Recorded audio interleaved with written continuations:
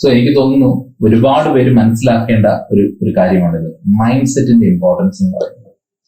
കാരണം പലപ്പോഴും നമ്മൾ ചിന്തിക്കുന്നത് സിവിൽ സർവീസ് എന്ന് പറയുന്നത് കോണ്ടന്റിന്റെ ഒരു ഗെയിമാണെന്നാണ്. അല്ലെങ്കിൽ സിവിൽ സർവീസിൽ മാക്സിമം കോണ്ടന്റ് പഠിക്കുക, അല്ലെങ്കിൽ കിട്ടുന്നതെല്ലാം വായിച്ച് പഠിച്ച് എഴുതുക, എക്സാം എഴുതി ക്ലിയർ ചെയ്യുക എന്നുള്ളതാണ് പല ആളുകളുടെയും ഒരു മിഥ്യാധാരണ. എന്നാൽ എനിക്ക് പറയാനുള്ളത് എൻ്റെ ഒരു പെർസ്പെക്റ്റീവാണ്. ചിലപ്പോൾ ഇതെല്ലാവരും ശരി വെക്കണമെന്നില്ല. എനിക്ക് പറയാനുള്ളത് സിവിൽ സർവീസ് എക്സാമിനേഷൻ എന്ന് പറയുന്നത് ഇപ്പോഴും മൈൻഡ് സെറ്റിന്റെ ഒരു ഗെയിമാണ്. അതായത് ഏതൊരു എക്സാമിനേഷനും ആയിക്കോട്ടെ, ഇത് മൈൻഡ് സെറ്റിന്റെ ഗെയിമാണ്. സിവിൽ സർവീസ് എക്സാമിനേഷൻ സ്പെസിഫിക്കലി നമ്മൾ അതിലേക്ക് ഫോക്കസ് ചെയ്യുന്നതുകൊണ്ട് മൈൻഡ് സെറ്റിന് വളരെ വളരെ ഇമ്പോർട്ടൻസ് ഉണ്ട്. നിങ്ങളുടെ തോട്ട് പാറ്റേൺസിന് ഇമ്പോർട്ടൻസ് ഉണ്ട്. നിങ്ങൾ എന്തിനെ പറ്റിയാണോ കൂടുതൽ ചിന്തിക്കുന്നത് എന്നുള്ള കാര്യത്തിന് ഇമ്പോർട്ടൻസ് ഉണ്ട്. അതുകൊണ്ട് തന്നെയാണ് എക്സാമിനേഷൻ പ്രിപ്പയർ ചെയ്യുന്ന സമയത്ത് നിങ്ങൾ കമ്പയർ ചെയ്യാതിരിക്കുക. കമ്പയർ ചെയ്യുമ്പോൾ നമ്മൾ എന്താണ് അവിടെ ചെയ്യുന്നത്, നമുക്ക് എന്തോ കുറവുണ്ട് എന്നുള്ള കാര്യം നമ്മൾ അവിടെ ഐഡന്റിഫൈ ചെയ്യുക ചെയ്യുന്നത്, അല്ലെ? അപ്പം ചില ആളുകൾ ആ കുറവുകൾ മനസ്സിലാക്കി നിർത്താൻ ശ്രമിക്കും. എന്നാൽ ചില ആളുകൾ അങ്ങനെയല്ല.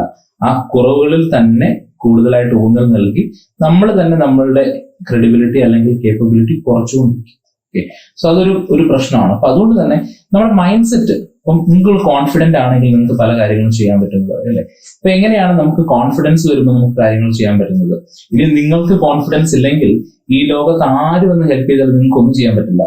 അതാണ് അടുത്ത കാര്യം. സോ ഏറ്റവും ഇമ്പോർട്ടന്റ് ആണ് നിങ്ങളുടെ മൈൻഡ് സെറ്റ് എന്ന് പറയുന്നത്. ഒരു 60% it's all about mind set and 40% it's about the content. എങ്ങനെയാണ് ഞാൻ പറയുന്നത്? കാരണം കോണ്ടന്റ് നമ്മൾ പഠിച്ചേ പറ്റുള്ളൂ. അതിന്റെ സിലബസ് നമ്മൾ കൃത്യമായിട്ട് അറിഞ്ഞിരിക്കണം. അതിന്റെ പാറ്റേൺ നമ്മൾ മനസ്സിലാക്കാനായിട്ട് ശ്രമിച്ചിരിക്കണം. അത് കൃത്യമായിട്ട് എഴുതി നമ്മൾ പഠിക്കണം. അപ്പൊ മെയിൻസിലേക്ക് വരുമ്പോൾ എഴുതി പഠിക്കണം. അതേപോലെ നമ്മൾ പ്രിലിംസിലേക്ക് വരുമ്പം നമ്മൾ ഒബ്ജക്റ്റീവ്ലി അതിന്റെ ആൻസറിലേക്ക് എത്താനായിട്ട് പറ്റണം. ഒരു ക്വസ്റ്റിനെ കൃത്യമായിട്ട് അനലൈസ് ചെയ്യാനായിട്ട് പറ്റണം. ഇങ്ങനെയുള്ള ഒരുപാട് കാര്യങ്ങൾ ഉണ്ടെങ്കിൽ പോലും ഇതൊക്കെ പ്രോപ്പറായിട്ട് ആ എക്സാമിനേഷൻ ഹാളിൽ വർക്ക് ആവണമെന്നുണ്ടെങ്കിൽ നിങ്ങൾക്കൊരു കോൺഫിഡൻസ് വേണം.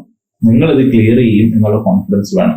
നിങ്ങൾക്കൊരു ബിലീഫ് സിസ്റ്റം വേണം. ആ ബിലീഫ് സിസ്റ്റം എന്ന് പറയുന്നത് ഒരു ആസ്പിരന്റിന്റെ ബിലീഫ് സിസ്റ്റം ആകരുത്. അതായത് ഞാനൊരു സിവിൽ സർവീസിന് വേണ്ടി പഠിക്കുന്ന ഒരു കുട്ടിയാണ് എന്ന് നിങ്ങൾ ബിലീവ് ചെയ്ത് പോവുകയാണെങ്കിൽ you are just an aspirant. അതല്ല നിങ്ങൾക്ക് വേണ്ടുന്ന ബിലീഫ് സിസ്റ്റം എന്ന് പറയുന്നത്. നിങ്ങൾക്ക് വേണ്ടുന്ന belief system you are a civil service officer, അല്ലെ? നിങ്ങളൊരു സിവിൽ സർവീസ് ഓഫീസർ ആണ് എന്നുള്ള ബിലീഫ് സിസ്റ്റം ആണ് വേണ്ടത്. നിങ്ങൾ ഒരു കാര്യം ആലോചിച്ചു, അത് ഒരു ലളിതമായിട്ടുള്ള എക്സാമ്പിൾ ആണ്.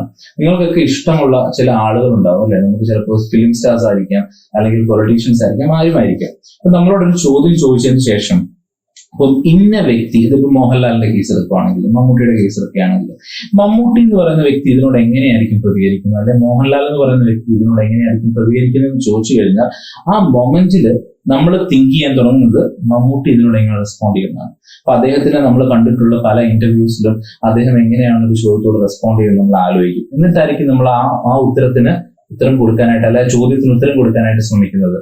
പക്ഷേ ചോദ്യം വെറുതെ പ്ലെയിൻ ആയിട്ട് നിങ്ങൾ ചോദിക്കുകയാണെങ്കിൽ നിങ്ങളായിട്ട് ഉത്തരം തരും, അല്ലെ? സോ ഒരു സിവിൽ സർവീസ് ഓഫീസറായിട്ട് നിങ്ങൾ തരുന്ന ഉത്തരവും നിങ്ങളായിട്ട് തരുന്ന ഉത്തരവും തമ്മിൽ ചിലപ്പോൾ വ്യത്യാസം ഉണ്ടാവും. ഇപ്പം ഒരു സിവിൽ സർവീസ് ഓഫീസർ ആകുമ്പോൾ അദ്ദേഹം ഒരു ഗവൺമെന്റിന്റെ പാർട്ടാണ്. അപ്പൊ ഗവൺമെന്റിനെ ഒരിക്കലും നിശ്ചിതമായിട്ട് വിമർശിക്കുക എന്ന് പറയുന്നത് ഇറ്റ്സ് വെരി ഡിഫിക്കൽട്ട്, അല്ലെ? പക്ഷെ കൺസ്ട്രക്റ്റീവായിട്ട് ക്രിറ്റിസിസംസ് കൊടുക്കാൻ വേണ്ടി പറ്റും. ഇപ്പൊ എങ്ങനെ കുറച്ചും കൂടെ ബെറ്റർ ആക്കാം, അങ്ങനെയുള്ള ക്രിറ്റിസിസംസ് ഒക്കെ നമുക്ക് കൊടുക്കാനായിട്ട് പറ്റും. സോ അതുകൊണ്ടാണ് പറയുന്നത് mind set is very important. അപ്പൊ നിങ്ങളുടെ മൈൻഡ് സെറ്റ് നിങ്ങളുടെ സിവിൽ സർവീസ് ഓഫീസറിന്റെ മൈൻഡ് സെറ്റ് ആയിരിക്കണം. നിങ്ങൾ സ്റ്റാർട്ട് ചെയ്യുന്ന മൊമെന്റ് മുതൽ, അതായത് നിങ്ങൾക്ക് സിവിൽ സർവീസ് ഓഫീസർ ആകണം എന്ന് തിങ്ക് ചെയ്യുന്ന, ഇതാണ് നിങ്ങളുടെ അംബിഷൻ എന്ന് നിങ്ങൾ ബിലീവ് ചെയ്യുന്ന മൊമെന്റ് മുതൽ you should believe and you should think like a civil service officer. ഇത് പല ആളുകളും നിങ്ങൾക്ക് പറഞ്ഞിട്ടുണ്ടായിരിക്കും.